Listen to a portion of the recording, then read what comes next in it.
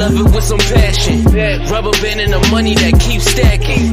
Got a honey who come with elite fashion. She too fine, I tell her that thing magic. You ain't a hustle, you broke, well that seems tragic. Gotta catch in the fields like deep passes. I tell her plug if it's sticky, then what is please going bag on, it. sports fans, football fans, just fans, period. We like to be up in this joint. It's me and your boy Spirals for the girls in the building on a Friday night. I know y'all used to chop up on Saturdays, but we gonna get this thing going on Fridays because we like to enjoy college football around this time. We got everything. Sterling definitely likes to enjoy college football around this time of year. So why don't I give you your chance real quick to go ahead and brag on what you got going on with your college football team, because Michigan is just out here having too much fun these days. Well, they said that them Wolverines couldn't do it. They said that Jim Harbaugh can't beat Ohio State in the shoe, and he did. Jim Harbaugh is the best coach in the Big Ten, and he got them boys about to play in the college football playoff. Not to mention that we're going to be playing in the Big Ten championship game tomorrow night. Sorry, Bruce. I know you're an Ohio State fan. It's all love over here, but the Wolverines are cream of the crop right now. I can't even hate. By the way, I don't know if you texted me, the first quarter of the game, but did you also notice that Donovan Edwards, running back, played the game with one hand? I did. Did. You see how he was busting them tackles and just running just free in the daylight with one hand, bro? It's just amazing.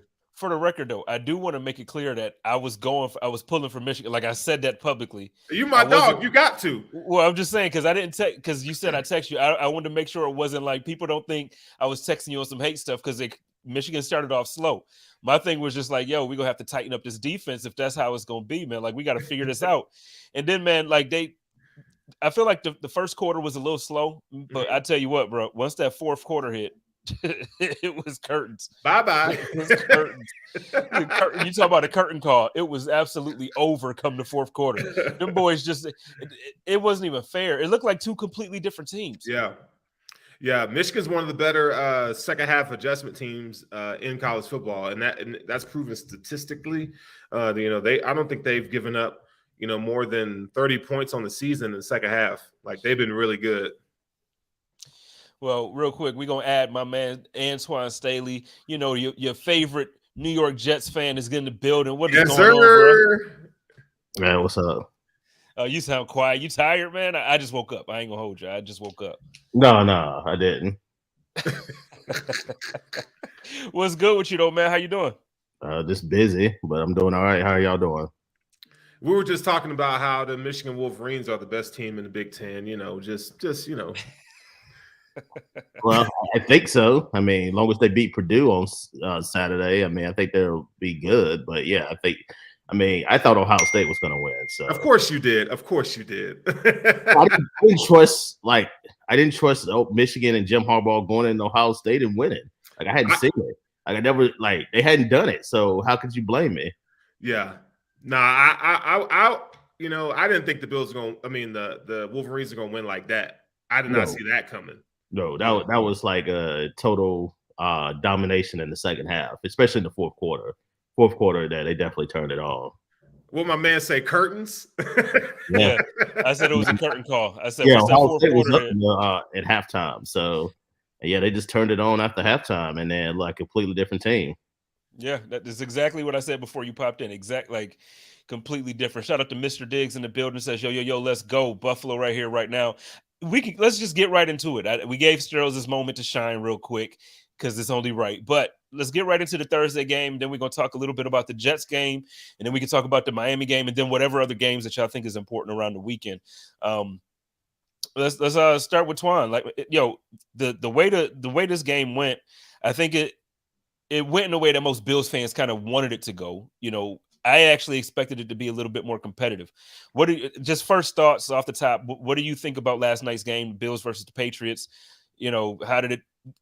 What went wrong for the Patriots?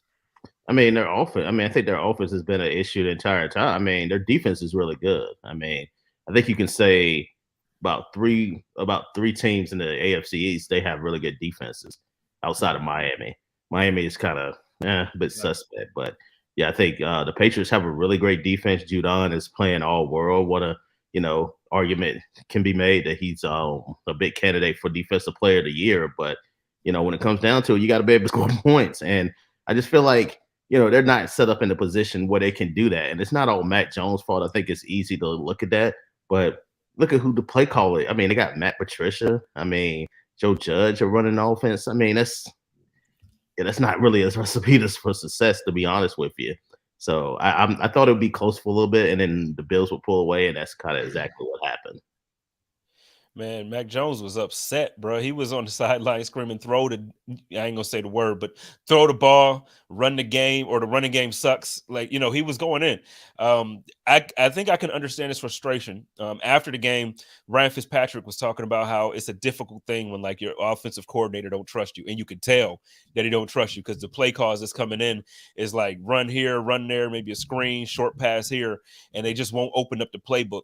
Sterles, like, watching it, I know we're Bills fans, but watching the game and looking at it, trying to look at it from the lens of a Patriots fan, and you see how that offense is, and then you see how Josh Allen is out there just like, slinging, just throwing the ball everywhere. What I don't even know how to ask this question, man. Like, how frustrated is that for a fan? But then it's like, what really realistically could you have expected as a Patriots fan? Because I haven't seen Mac. I know the Vikings game was okay, but I haven't seen Mac Jones like really light the scoreboard up, throughout his career. Yeah, I think it comes down to, so if we look at the Vikings game, the Vikings don't have a really good defense. So Mac Jones was able to get his. But I think when you play a Sean McDermott-led defense, they're going to test you, and you have to, they're going to change the look at post snap, and you're going to have to answer. And they don't have the weapons to do so. And Mac Jones is not comfortable in that offense. That little quick game stuff they were doing is not going to work. It's not going to work. And so they definitely going to have to. Matt Patricia's not an offensive coordinator, and I don't even know why he's even calling the plays to begin with. I mean, that whole they don't have anybody else. That's right. They don't. And Bill Belichick, for all the connections that he has and so forth, you just think that like they would have done a better job of that. And this is, Torrin, I think we've probably all kind of talked about this prior to the season, but like this was kind of going on in training camp where they didn't have an identity on offense, and you just heard like there's no movement in this offense. And then even the 7 points, the touchdown that they did score came from Marcus Jones, who's a DB, and he only had one snap on offense. So it's extremely predictable. So they got some work to do. It's just ugly. Twan, you want to kind of jump on that as well? Talk about how that offense. No, I just think that it's just no continuity whatsoever. Mm-hmm. It's easy to point fingers at Matt Jones, but he's not the reason why they don't have a lot of weapons, and he's not the reason why the play calling has been crappy, probably to say the least. Yeah. Nicely. That's a nice way. Yeah. I mean, I think it's easy to put the blame on him, but I think look at Bill Belichick. I mean, he's not putting them in a position to win. That's basically what it boils down to. And some of the things that Belichick did well early in his career, he's not necessarily doing some of the same things now. And I know it's easy to they say, you had Tom Brady, and that was the reason why they won, but they won, but they also won because they had really good defenses too as well. But they just don't have a lot of playmakers, and it goes back to why the reason Brady left in the first place too, because the lack of playmakers that they had, and he didn't want to deal with that. What Matt Jones is kind of dealing with, right now.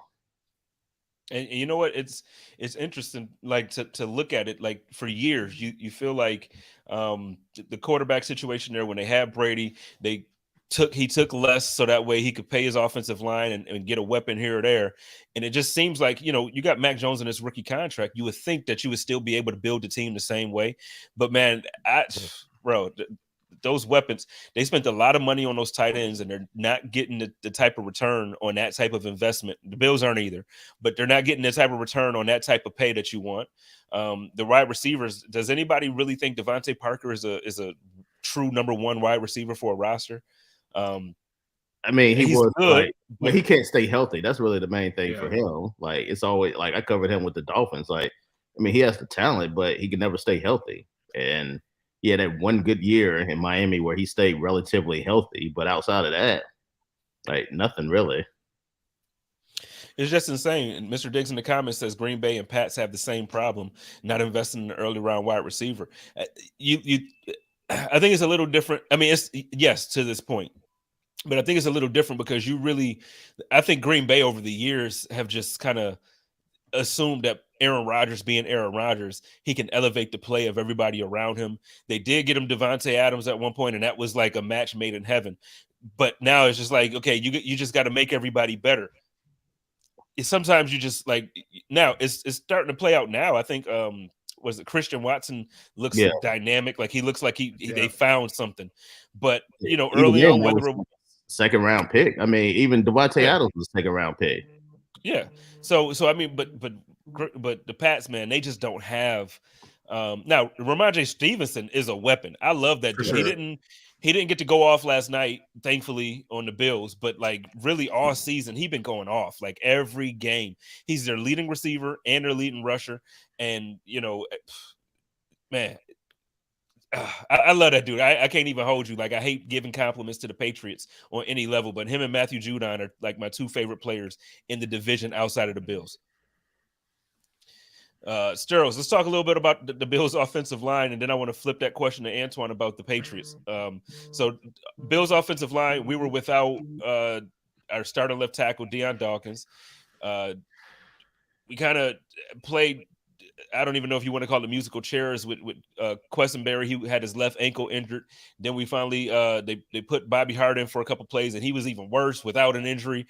Like, how do you look at the performance of what we saw in that offensive line? Man, it was bad. Namely, David Quessenberry. Like David Quessenberry plays mostly. I mean, he could play guard, he could play right tackle, but putting him on the left side, I mean, they really didn't have a choice because obviously they weren't confident in putting Bobby Hart, which he did see some time in left tackle. But I mean, ankle injury aside, I mean, you look at his technique and what he was trying to do, and it just wasn't working. Like, and you get him up against a dynamic athlete like Josh Uche. From Michigan, I got ripped my guy, but and Matthew Judon, man, there was no hope. There was no hope. I mean, I felt bad for Josh at times. It kind of reminiscent of what it looked like when he was a rookie with the Bills. They didn't have no help on the offensive line, but it was really bad, man. It goes to show, Deion Dawkins is worth every penny they pay that man because Quessenberry looked bad. I had people texting me who really aren't football fans talk about how bad David Quessenberry looked at left tackle. So it was rough. He was bad, man. Like it was time, and I get it. He's injured, so I'm not kicking him while he's down. But I'm just saying, like I am. I'm the guy. I feel like because I'll bring this coming back up. Spin says I got to give props to Quessenberry for hanging in there. I mean, I knew he was going to get beat and kept going. And then Buffalo Late Night says Quessenberry's injury didn't help, but we do need Deion back. My thing is, I don't like to use excuses on any level, and I think I've said it to both of you several times throughout the year. At this point now, it's like if you're injured, don't play. If you're not injured and you're playing, I don't want to use the excuse as an injury. So I don't know. Like I understand that he had a messed up ankle, but he got beat several times. He tripped over his own feet several times. Like it was just bad. But then on the flip, I feel like the offensive line for the Patriots, they really didn't do. I mean, Mac Jones ran around a lot. He got away from these guys. I don't know why we couldn't seem to tackle him. But Antoine, what was your perspective of looking at that Patriots offensive line?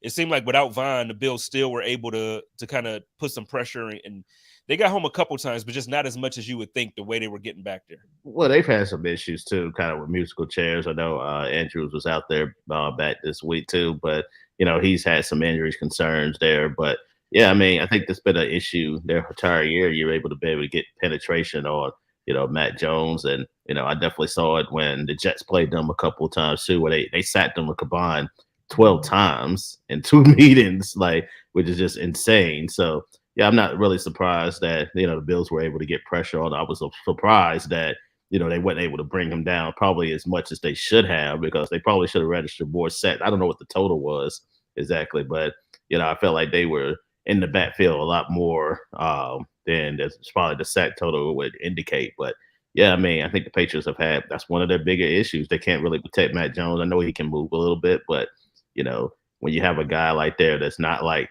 a Lamar Jackson or Justin Fields, you got to be able to protect them a little bit better than what they have been, and that's really indicative of some of their offensive issues.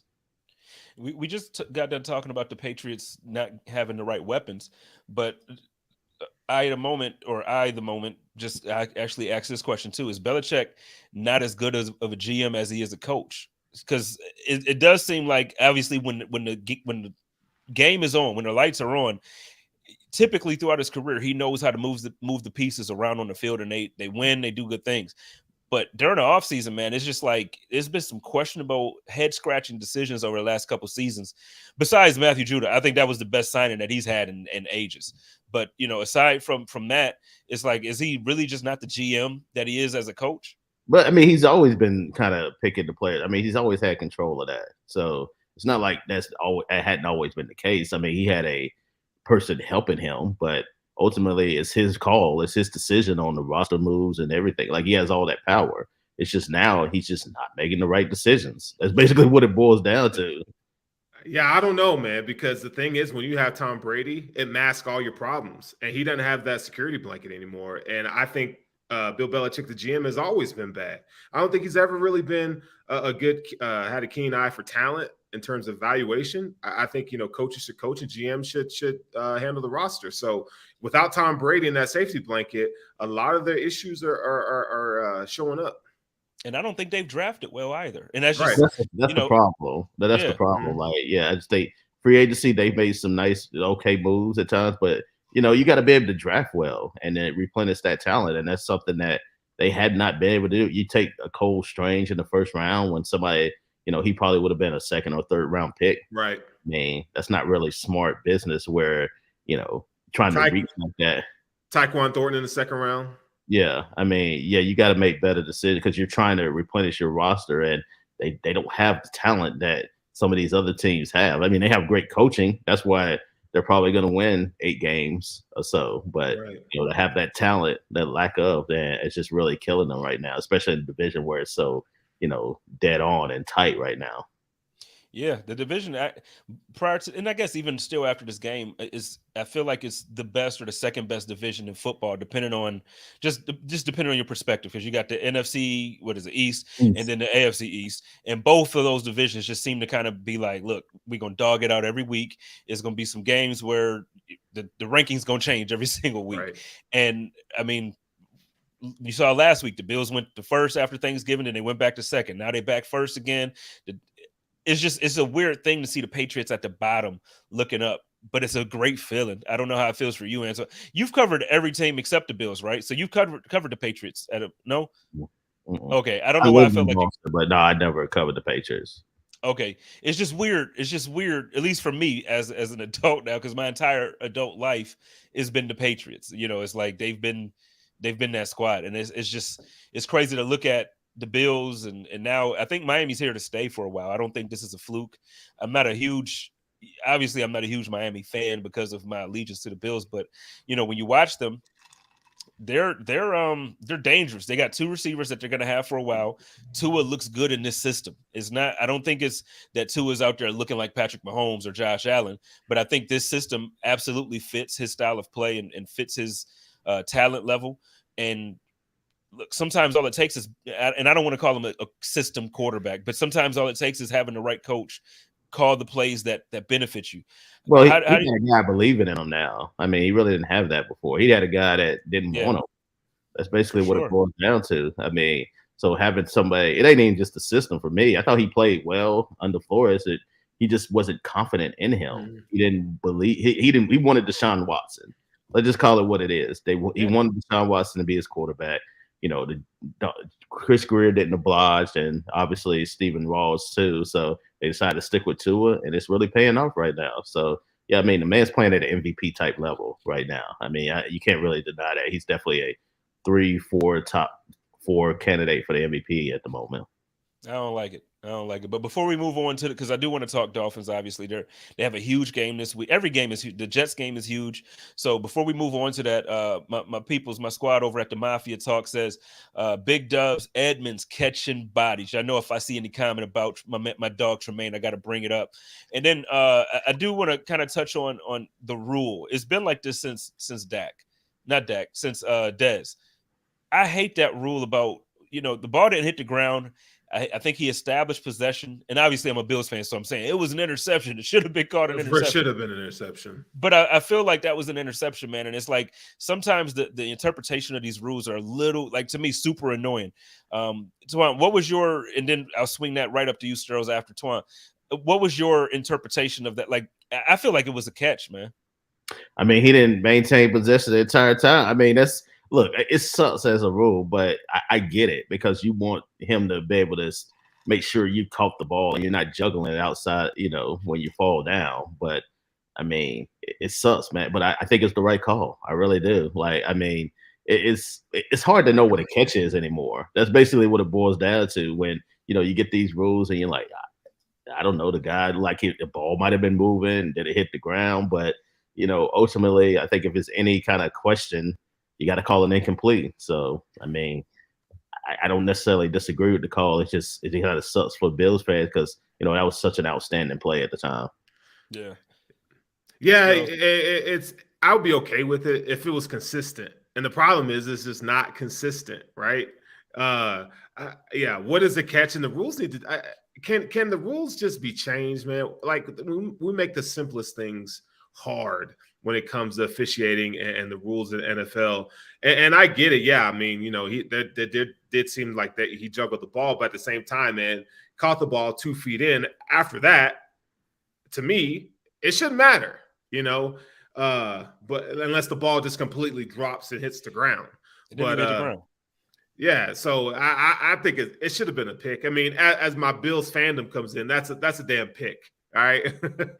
Twan, you would probably feel differently if it was if it was Sauce doing that. But no, I would. It doesn't matter to me. I mean, I just think you have to be able to maintain that possession, no matter who it is, and it's there. But yeah, I get your point too. Like, he made a great play, and then it sucks to have it overturned like that. All right, and then the last topic on the Bills before we start moving on to the rest of the AFC and then around the league, my man PJ, he's right. We got to at least touch on this. So Odell Beckham Jr. spent some time in New York, New Jersey yesterday and today. I feel like that he's in Jersey. Twan always laughs when I point that out. Yeah, like he didn't go. They went to the city last night and had dinner. So then he's been at the facility. He was at the facility today. But you could throw a rock over to the city, like. I get your okay. Just go ahead because we're not gonna agree with this. Go ahead. I'm just it's only one team in New York State, bro. It's only one. Like, oh my god, just so territorial. They don't pay New York State taxes. I don't blame them. I don't either. I think it's smart. No, I think it's smart. It's incredibly brilliant. And also, where are you gonna build a football stadium in New York City? I mean, Jay-Z and them figured it out for the basketball arena over there. That's 20,000 people. Try to fit like 80,000 somewhere in the middle of the Bronx or somewhere like that. Hey, they could take some of them parks down. Shit. That's the Monopoly man. But the point is, he visited the Giants first. He has an order of visits, so it's the Giants, the Bills, the Cowboys. I'm hearing that KC is a little bit in play as well, even though I thought that kind of died out. And then there was one more team I feel like was making some noise when it came to the OBJ sweepstakes. I got to look it up while we talk about this. Let's start with this one with Steros. I still think. Regardless of how good Isaiah McKenzie played the last 2 games, and regardless that Gabe grabbed a touchdown yesterday, I still think we absolutely need somebody like Odell Beckham Jr. How's your feelings when it comes to the potential? I know we're coming off the ACL tear, but what do you feel like this could mean for the Bills if we don't let this? Because he's supposed to be in Buffalo tonight. Yeah, I think it would be huge. They could use a talent like OBJ. And not just from a football perspective, but I just think another dude opposite Stephon Diggs with that type of confidence would be amazing. I think it would give the whole offense a boost. And Odell can get it, short, intermediate, and long. His route running is just really good, man. And I think it would unlock this offense to another level.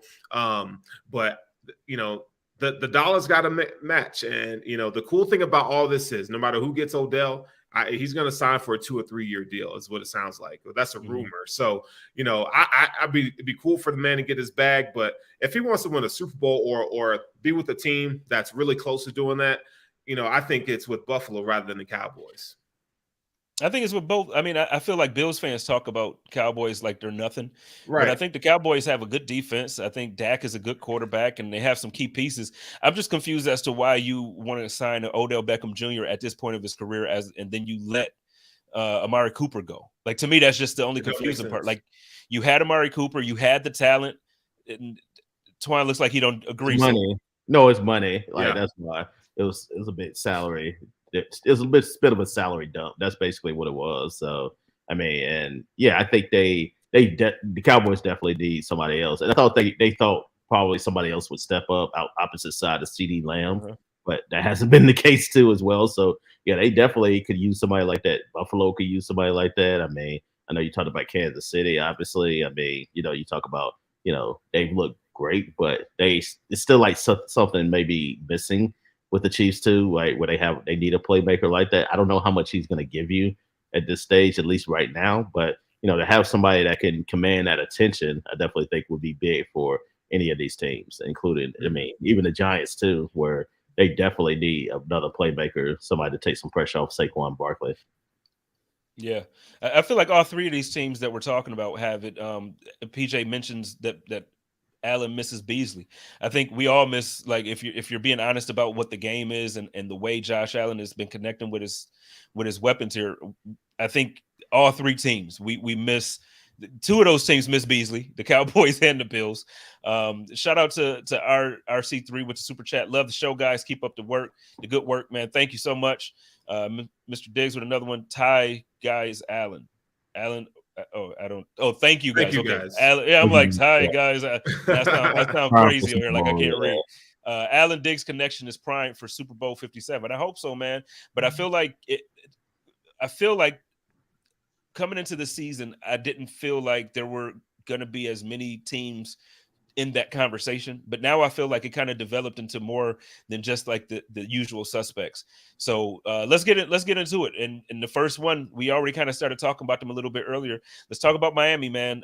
This Miami and San Francisco 49ers game is probably, for me, the game of the weekend that I'm going to be paying attention to most. I think I said earlier, y'all know what my rooting interest is, and I'm definitely I'm definitely out there when it comes to the 49ers. Twat, let's talk about this game from your perspective, man. I know it matters with the Jets as well, because the Jets is close when it comes to the standings. I mean, yeah, I mean, I'll talk about that matchup too. I mean, it's best going to come down to, the Dolphins' offensive line. I think, they're going to be without Armstead. It looks like he's doubtful for the game against San Francisco. And I imagine he doesn't play because I think they want him for the home stretch and, somebody that has like injury history there with him. So, yeah, I mean, going up against that 49ers defensive line, which is one of the best in the NFL, obviously, a lot of people talk about it.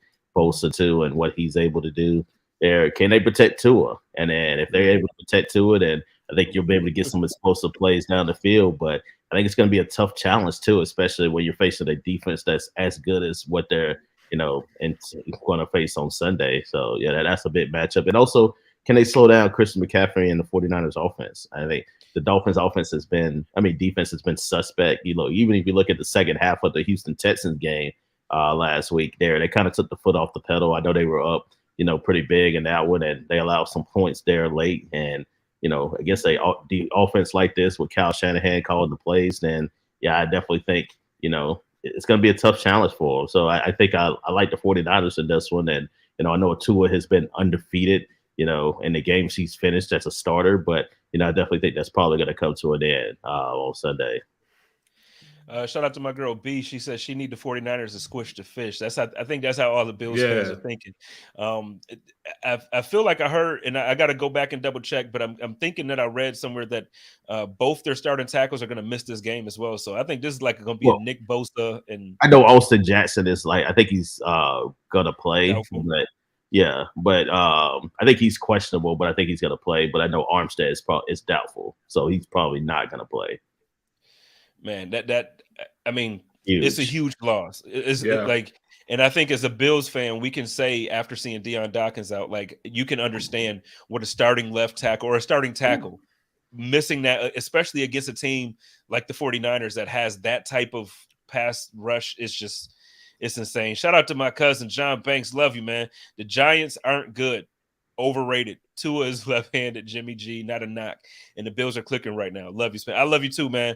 I don't think the comparison between Tua and Jimmy is a bad thing, but I think man, man, 49ers fans are saying it, and it's not a bad. I don't look at it as a knock, but I think that they're a little bit different. I like Tua more than I like Jimmy, and he's more I accurate. He's way more. He's way more. Yeah.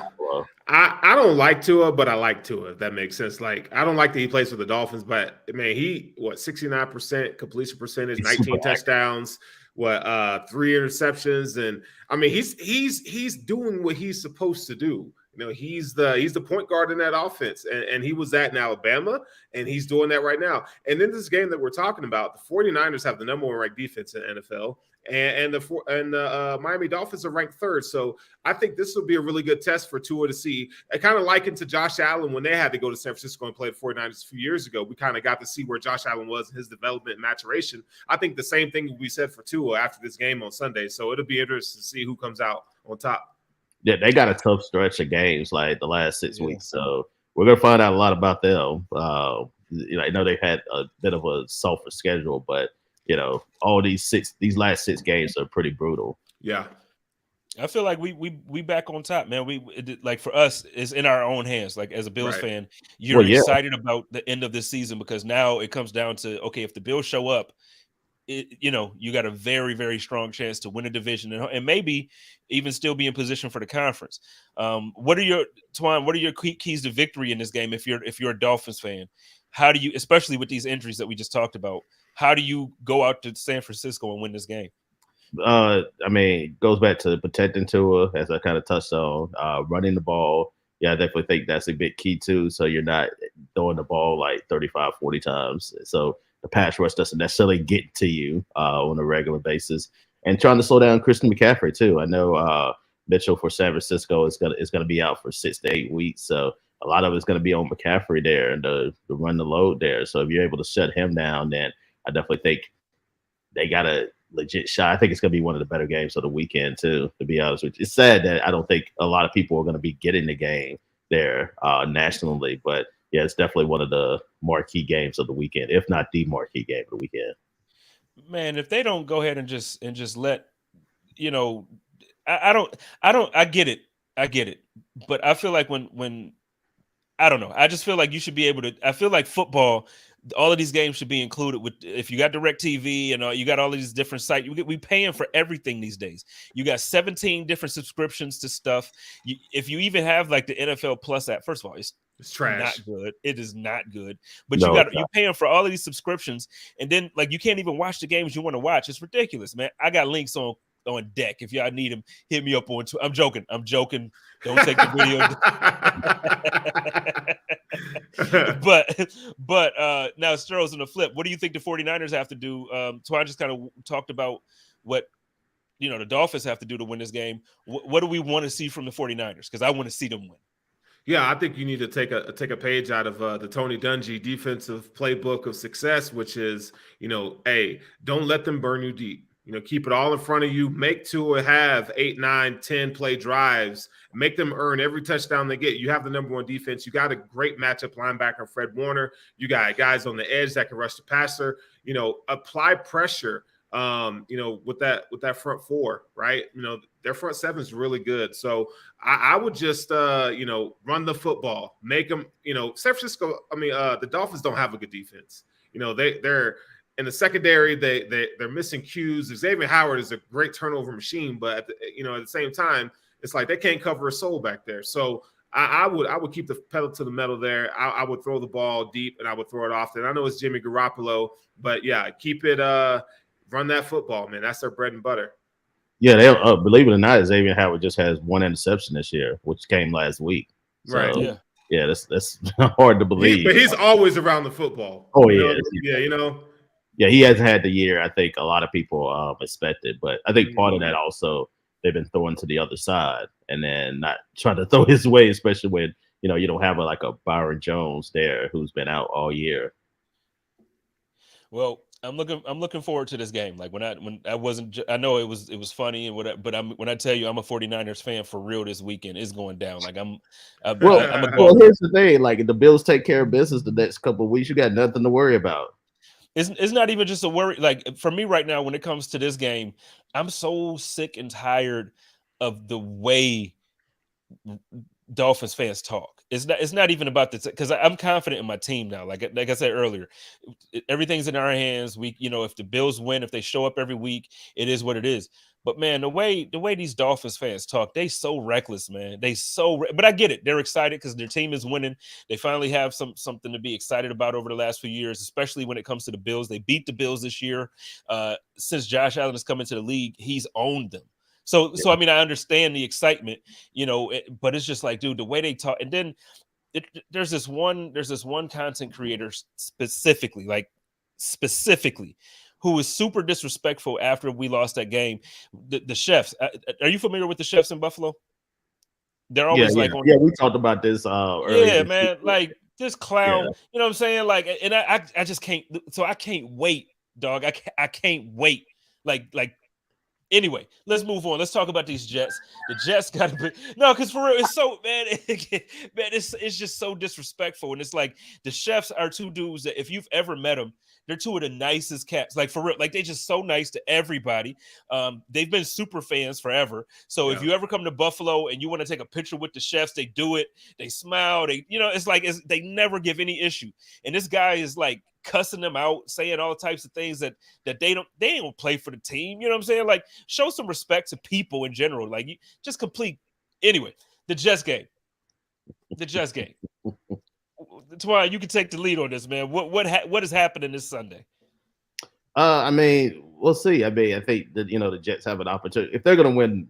They got 2 games on the road against the Vikings and Bills. I think this is the easier of the two. Not just the Vikings, but their defense is ranked 32nd in pass coverage in NFL this year. So if you're going to win this, then I think this is, if you're going to want to win one, at least split, this is the one to do it. I mean, Mike White had a tremendous day against the Bears, threw for over 300 yards, 3 touchdowns.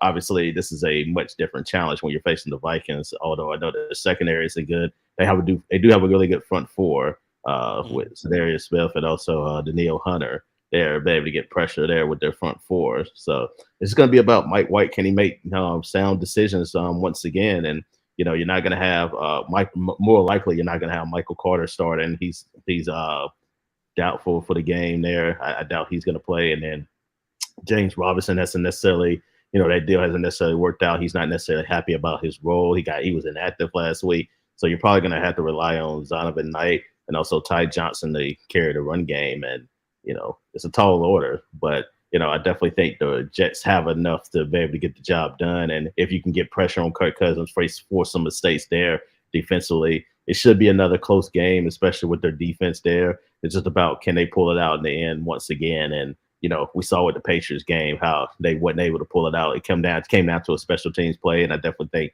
it could be the same case in this one.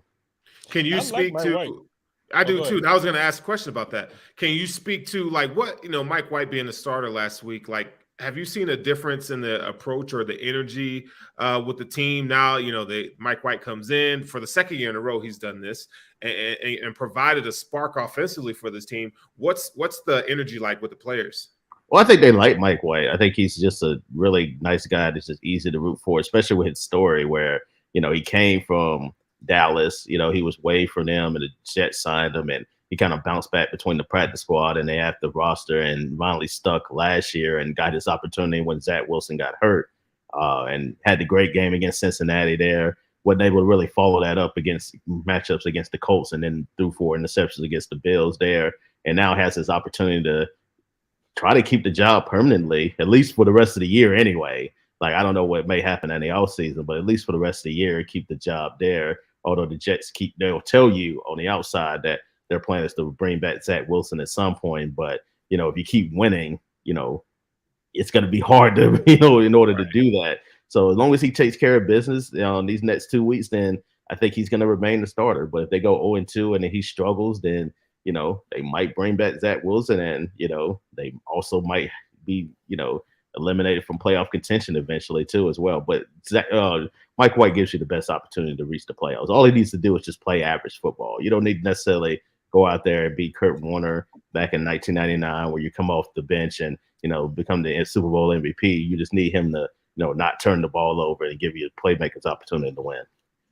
And that's the thing, man. And that sounds so bad when you think about you have a first round pick that you would think would be able to take advantage of a defense like the Jets have. The Jets have, as much as I dogged them, I joke and I dogged them, but it's like they have a defense that if they just had a quarterback that didn't lose the game for them, the Jets could probably have a similar record to the Bills and the Dolphins right now. They just don't. That's why I said Tua. You know what I mean? They don't need Tua. They need Matt. They can take Matt Jones, and I think they be right there. They just need average quarterback play. That's it. Crazy. Like you put Matt Jones on the Jets right now, they would have a chance to win it. At least they're making the playoffs. At least. It's just crazy. It's crazy to think about. So my question to you, and this is like, is not. I guess it's not relevant right now because we're in the season and all that. But if things keep going this way, could you see? Because I really feel like a trade for certain quarterbacks around the league. Like I feel like I thought Jimmy should have left San Francisco last year. I could see Jimmy coming to a team like New York and being better than, just to be a consistent quarterback, not lose games for you, not, I think he's better than what a lot of people are giving him credit for. I know this year he got some weapons that's like, you get Christian McCaffrey with Deebo Samuel, you're gonna be scared. I could probably go out there and throw for 100 yards, maybe. You know what I mean? Give me a couple of those. What do they call it? The pitch, the little pass handoff joints they do. Give me a couple of those. I could get you 100-something yards. But I think somebody like Jimmy Garoppolo could come to New York, and I'm not gonna say Jersey this time. I ain't gonna make you mad, but it could come to New York. I'm not making me mad. But there's a connection. Robert Saleh was the defensive coordinator in San Francisco.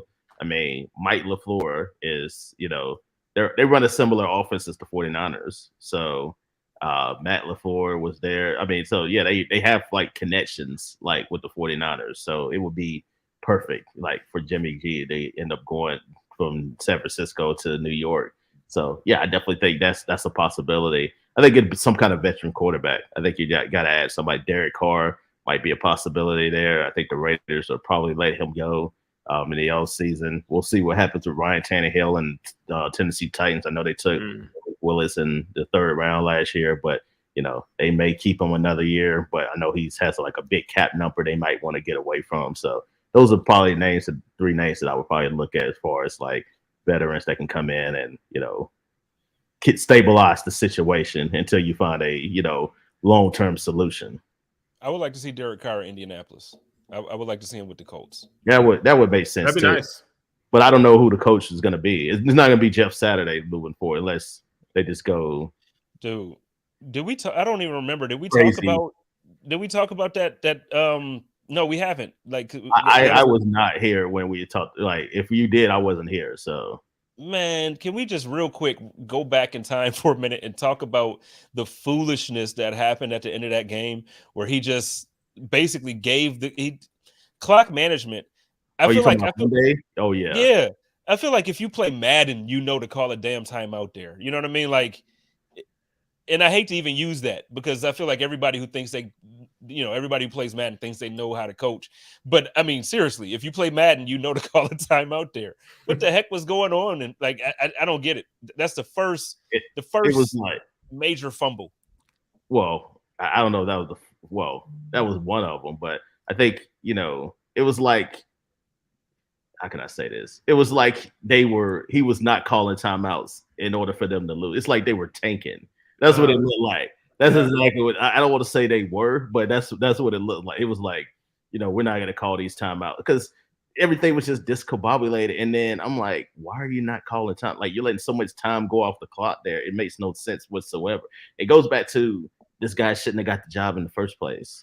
But yeah, I get you wanted a motivational guy, wanted to get somebody to get the offensive line in check and wanted somebody to, try to, get some energy in that room. And it worked for a game. They beat the Raiders, but then again, like anybody, I think a lot of coaches could have beat the Raiders there. So it's not really, saying a whole lot, but it's just a mess. Like Irsay, I don't know what they're doing.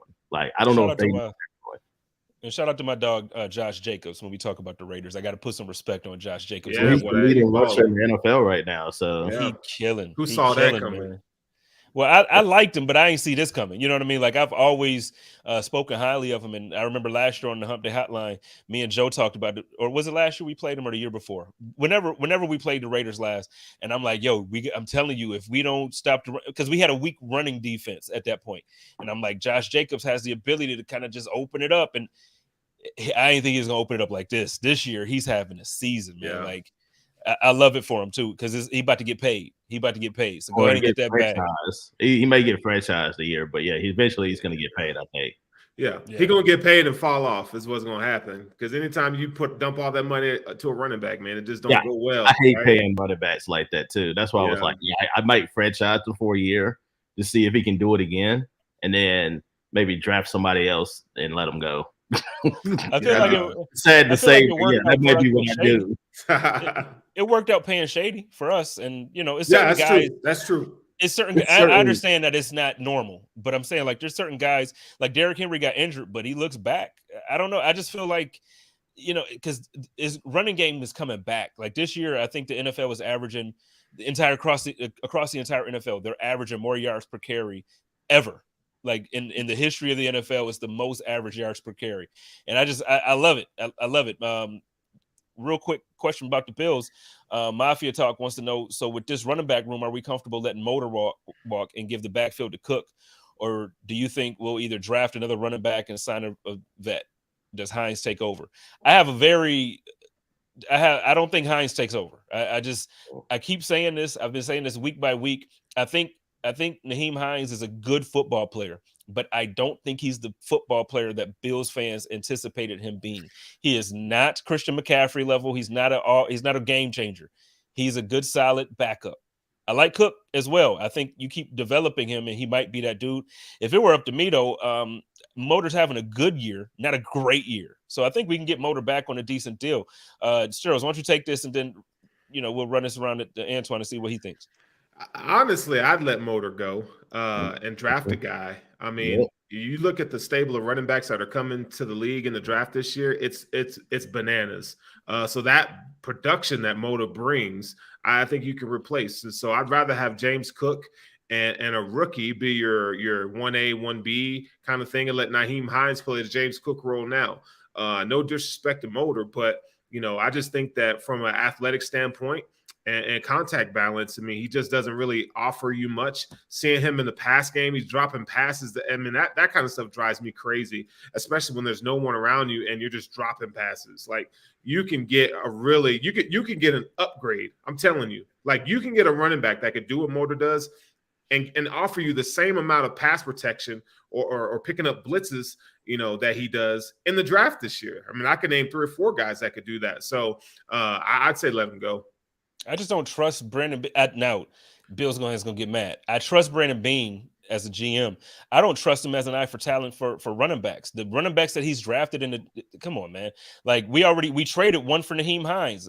It's like, I don't know. Twan, what you think about that, man? Unless you have a generational running back as a whole, like on your roster, then draft them young, run them into the ground for 4 years. Let them go, draft their replacement, and just keep it moving. Unless you got like a LaDainian Tomlinson or Derrick Henry or something like that, then I'm not about paying running backs. Like I'm really not. Like I don't think. Yeah, you look at Ezekiel Elliott with the Cowboys. Their deal was terrible, and then honestly, they got Pollard's better running back than him right now. So right. So for me, just keep drafting running backs unless you got like a home run Hall of Fame guy, then I don't sign him at all to a second contract. That's just always been my philosophy. But I see what you're saying, Spence, about what because Brandon Beane holds on to his guys for too long. You know what I'm saying? So he'll probably re-sign Motor, but I don't think that's the play. But I think there's something to be said about Brandon Beane and his ability to draft wide receiver and running back talent. I just don't think it doesn't seem like he's very confident in that. Well, I don't think he wants to use high draft capital on those positions. Like it seems like he values the defensive line and maybe even the offensive line more. Like we took an offensive lineman in the second round that we ended up trading to the Arizona Cardinals. So but it's like I just don't feel like when it comes to running backs, I know this year we took Cook in the second round, but I feel like you almost had to when the Jets took Hall, and you had to add some type of dynamic weapon. But I don't know. I don't trust him when it comes to drafting running backs and wide receivers at this point. Because to me, I still don't think Gabe Davis is like the dude that we want. But that's a different conversation. Let's move on to the last game of the week that I want to really highlight. I just don't feel like arguing with everybody. You're right though, but you're right. Gabe Davis to me, he's not wide receiver 2. He got a touchdown last night. Yay. He also had 2 drops last night. And he's had a ton of drops throughout the season. Coming into the game last night, he had 33 receptions for the year. Same thing with Dawson Knox. Dawson Knox is being underutilized, and he has 33 receptions. I just don't. Anyway, the Chiefs game, the Chiefs and the Bengals, I think that's also a game that everybody's going to have their eyes on. Twan, what are you watching for when you watch that game? Obviously, Ja'Marr Chase will be back too, and then I want to see if Joe Mixon returns too. He still hasn't been cleared from concussion protocol. If he can be cleared, then I think that's a big boost for the Bengals there. You get your trio back with Burrow, Chase, and Mixon. And you need all hands on deck, especially in a game like this where you're playing a high-powered Chiefs team that, obviously you know what Patrick Mahomes is, and you know what Travis Kelce is too. And so I definitely think it'll be like a shootout, like kind of similar, I think, what we saw in the regular season matchup between the Bengals and Chiefs last year too, as well. So yeah, basically it's going to be, it might be one of those cases where whoever gets the ball last ends up winning the game too. But, I know you're not big on the Bengals, but they definitely, they're in it. They still have an opportunity to win the division. It's a big game for them. Obviously still a big game for the Chiefs too, as well. They want to continue to, hold serve in the AFC at the number 1 spot too, especially with the Bills winning. So yeah, I'm definitely looking forward to this one. This definitely is going to be a huge matchup. Yeah, I'm not high on them, but I would absolutely love for the Bengals to prove me wrong when it comes to this weekend. Like, go out there and smack these boys, smack the Chiefs. Where you at with the Steros? These 2 teams are practically identical. You got the second ranked offense in the Kansas City Chiefs versus the 8th ranked offense and the Cincinnati Bengals. And if I'm not mistaken, I think the Chiefs are ranked 9th and the Bengals are ranked 8th in defense. So these guys, the matchups that are there, I think it's going to come down to who's going to make a play. And right now, if I had to make an assumption or a guess, I really do think that the Bengals have a really good opportunity to come in here and win this game if Ja'Marr Chase plays. T. Higgins had a really good game last week. And maybe we should start thinking about the Bengals in a different light. Maybe this is just one of those teams that they just start off slow. Last year we saw them catch lightning in the bottle toward the middle of the season. They carried that momentum to the playoffs, to the Super Bowl. So maybe, I was with you earlier, like, the Bengals are trash. But now they seem to be getting it together. And so, Trey Hendrickson and these guys, if they can continue to find the pass rush, I think it'll be a good game. If I had to put money on it, I bet on the Chiefs because, there is no stopping Travis Kelce right now and Patrick Mahomes. But I think, like you guys said, it's going to come down to whoever has the ball last. I still don't believe in them the way I did. Now in the AFC, I think because it's loaded at the top there. Like obviously it's division winners, and then those wild card spots. I think it's going to be tough. Like when we're still talking about the Jets kind of having the ability, hopefully, to make it. The Patriots probably out now, but like when you have certain teams up there, and I don't think they're winning that division. I still think that the Baltimore Ravens, I know they took an L and it was an ugly loss with the 2-point conversion. And, I get it. You lost to Jacksonville, but I just don't see Lamar. I don't know. I just don't see Lamar Jackson really taking those type of L's to really put the Bengals in position to win that division. And I feel like Twan just looked like, they're tied up right now. They got the same record. Only thing, Ravens have the tiebreaker right now because they won early in the season. So, they got a game week 18. They could be the division. So I could definitely see that being the 8:30 game, 8:20 game on Sunday night. That might be what it comes down to. Yeah. All right. Well, let's go ahead and get ready to get on out of here. If y'all are listening or if y'all watching and y'all still have some free time, my man Bruce Nolan and Nate Geary is coming up directly following this with Food for Thought. Make sure y'all check it out on that Buffalo Rumblings Vidcast Network. I forgot to say, and I apologize to our sponsors, this is sponsored by Picasso Pizza in Buffalo. Treat yourself to the most flavorful pizza on game day. Picasso Pizza. That's PicassoPizza.net, shipping local and nationwide. Before we get on out of here, we got about 4 minutes before we have to get on out of here. I do want to ask if there is an album or if there's anything that y'all listening to that I need to listen to this week while I'm watching the games. I got one for you, man. Metro Boomin came out with a new album today, actually, and I like it. It's called Heroes and Villains. It's just that trap. You can listen to Takeoff's song on there. It's pretty dope. Actually, I just pulled it up, but it's called "Feel the Fire." I think it's dope. I'll check it out. And I read today that Takeoff's the suspect was arrested in Takeoff's murder. Mm-hmm. Yeah. So that's good news. But no, I'll check out Metro Boomin's album. Metro, I mean, consistently, he's one of the. They put out good. Metro puts out good music. Yeah. Just in general. Antoine, what you listening to? I've been listening to. I like Merce. I don't know how many how much of y'all Merce have y'all listened to? Like, he's one of my favorite underground hip hop artists. Mm-hmm. Like, he has an album with The Grouch that I definitely like too. Also another underground guy. So yeah, I definitely been vibing to that. So that's been a solid album. All right. Well, this week, really more so today, but then I'm gonna stick on it this weekend too. I've been kind of catching up on Joey Badass. I like that 2000 album that he dropped earlier this year in July. I'm about to probably go and dig into some of his earlier music too. Dude is a beast. I didn't realize, like, I knew he was good. Like, you've been sleeping on that, Dan. I have 100%. I've been sleeping on that, but it's like I feel like there's so many artists that come out of New York, and it's like sometimes they get lost in the shuffle. I definitely was sleeping on Joey Badass. I ain't even gonna hold you. Like, the dude is nice. You digging back into his older stuff, like I was listening to 1999 too. Okay. Mm-hmm. All right. Yeah, I'm gonna check it out. So we're gonna get on out of here. Twan, why don't you let everybody know where they can find you? Can't tell me shit because I do what I want. Do that, my bad. Go ahead and let everybody know where they can find you and your content. It's my name, Antoine Staley, on Twitter. That's probably easiest way to find me. Sterling, why don't you let everybody know where they can find you as well? Hey, at Furrow Sterling on Twitter, man. You can find me at the Buffalo Rumblings Vidcast Network, BuffaloRumblings.com. And ladies and gentlemen, y'all know how I do it over here. It's your boy Jay Spencer King, and I represent that Buffalo Rumblings Vidcast Podcast Network. Y'all love each other, take care of each other, live in peace. As always, stay positive, test negative, go Bills.